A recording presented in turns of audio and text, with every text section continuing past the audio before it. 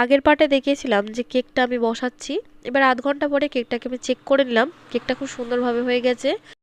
এবার আমি কিছুটা চকলেট গরম জলে গুলিয়ে নিলাম, তারপর বিস্কুটের ক্রিমটাকেও একটু দুধ দিয়ে গুলে নিলাম।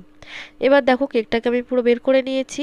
কেকটাকে এবার আমি একটু সাজিয়ে নেব। আমি কিন্তু প্রথমেই বলি আমি কিন্তু কেক ভালো সাজাতে পারি না। ভালো কেন বলবো, আমি সাজাতেই পারি না।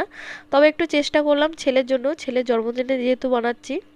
আর আমার কাছে বানানোর কোনো সামগ্রীও ছিল না, কোনো নজেল ছিল না।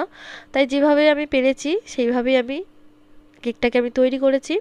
তো দেখো ওই ক্রিমটাকে প্রথমে আমি কেকের ভিতরে আমি লাগিয়ে নিলাম, তারপর ওপরের পাটটাও দিয়ে দিলাম। হ্যাঁ, চিনির যে জলটা দিলাম দেখলে, ওই চিনির জলটা কিন্তু দিতে ভুলো না। চিনির জলটা দিলে খুব সুন্দর কেকটা নরম হয়। এবার দেখো ওপর থেকে সেই গলিয়ে নেওয়া চকলেটটাকেও আমি দিয়ে দিলাম, দিয়ে ওপর থেকে আমি জেমস দিয়ে একটু ডেকোরেট করে দিলাম। কেকটা হয়তো সাজাতে পারিনি, কিন্তু খেতে কোনো অংশে খারাপ হয়।